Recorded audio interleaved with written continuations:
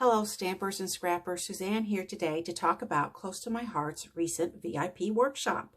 Have you heard the buzz? Back in October of last year, Close to My Heart introduced a VIP customer program that gives customers 15% VIP rewards to be used on future purchases. Along with that, they intend to do some exclusive events and give you other benefits. The best way to find out about the VIP program and what it entails is to go to my website or to my blog, and you will find links in both places to the VIP program.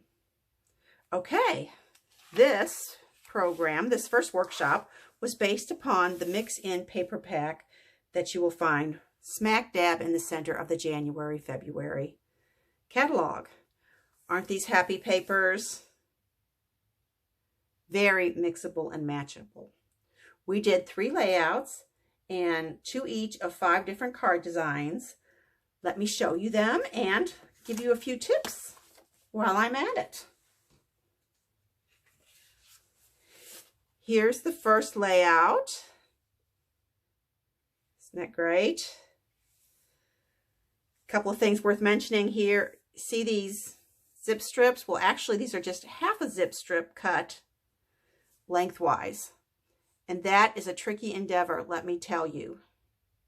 You need to make sure you decide early to do that and cut them in half that way while they are still attached to the larger piece of paper. Otherwise, you'll have a boo-boo and you'll have to substitute, like I did here, with just a strip of pattern paper. Also, I can't rave enough about this great journaling stamp. I could see myself using this on lots of scrapbook pages. It came in the exclusive stamp set that came in the workshop. Here it is. Isn't that great? Yeah. I'm saying great a lot. Well, it is. Okay, so there's that one. Let's see what might be splendid about the next one. Here we go. Here is the second of the 2 layouts. I did a couple things different here as well. First of all, these triangles that are made into squares did not quite meet in the middle, and the persnickety part of me decided they would look better with little hearts going across. The other thing I had noticed is that they had put the turquoise color here and here, the blue, in just 2 spots, and I wanted to have a visual triangle, so I used the gallon, quart, pint principle to add just a little bit of the blue color down in that corner. Okay, so there's that one. Now let's see what's fantastic about this third one. Here we go. 2 things I would point out here. We stamped this background up here using 2 of the stamps from the stamp set. This one, and then this smaller one here, or actually that one. Whoops, sorry. Okay. Can you see that? It's a little difficult with the light. So that was a lot of fun. That was made me feel creative. I like that. The second is, how in the world did we get this? This stamp here is actually just the lines of this image. The way to get the background is to flip the stamp over, put it on your block the wrong way, and use the solid backing as a solid shadow for your image. There's a tip you can use over and over again. Okay, you like that? How about cards? What did we do there? Well, here we go. I did a couple of things differently here. First of all, I need to talk about the fact that I swapped out many of the stamps' sentiments. I pulled out a couple of the stamp sets I had gotten in the Card Making Craft with Heart subscription. This is the last one of 2020. This is the first one of 2021, and it's still available.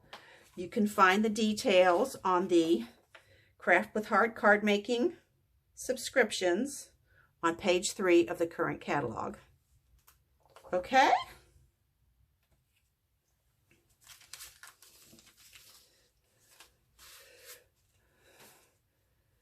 The other thing I did here is they used wooden hearts on most of the cards, and they used them on the top layer. I don't like that if I have to put a mail card in the mail to have that sort of protruding. So I popped up this layer and then put the wood heart on a lower layer so it's a smoother, more level surface going through the mail. So there's that one. Another way to substitute wooden hearts is to just die cut them. These are from the Close to My Heart Stitched Hearts die set, which I do not think is currently available. I apologize for that, but you certainly have a heart stamp that you can pop up on Pop Dots and get the same effect.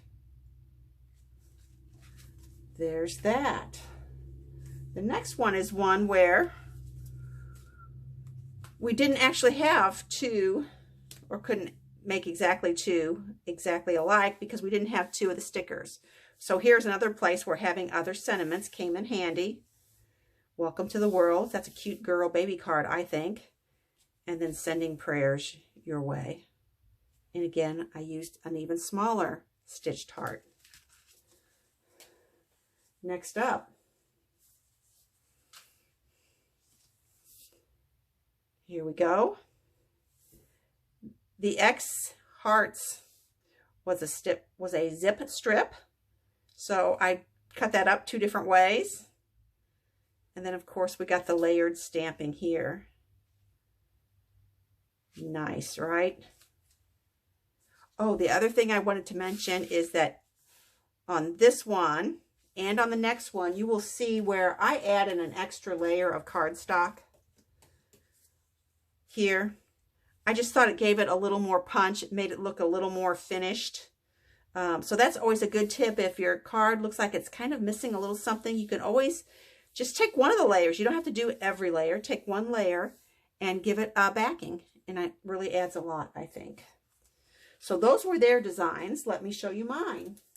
Trying to use up stickers. Here, this bent arrow, I thought, led me to make this circular design. Obviously, I had some leftover triangles. And you can see where I took those little bits and added some accents. If you look at almost any stamp set of Close to My Heart, you're going to find some little bitty accents. And those always come in handy when you need a little something something. Okay. Then this one, Relax and Begin Each Day with a Thankful Heart. That was from last Thanksgiving, I believe. But here I like the colorfulness of this. And I made sure I have 2 green, 2 yellow, and 2 pink things on the front, elements on the front. I should say, I'm sorry, I should say avocado, canary, and flamingo. Yes, that's what I should say. And this last card, this might be my favorite. Here I was working with this Hello, My Name Is sticker, which you see a lot of those floating around. And I never know how to use them. But here, since I had this little envelope, I decided to go ahead and cover up the part I didn't want to see. And then add some pink accents and the love and miss you, which goes with the hello and the envelope, don't you think? That looks good.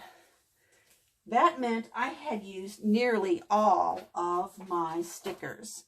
With my leftover stickers, I have started pulling off sort of the white space backing of the stickers and leaving just the stickers themselves on the backing paper and inserting it into one of my one of my Everyday Life 12 by 12 albums. I like the thinner profile of these when you're using them for storage. As I get more and more stickers, I will start sorting them out by color. This was not my idea.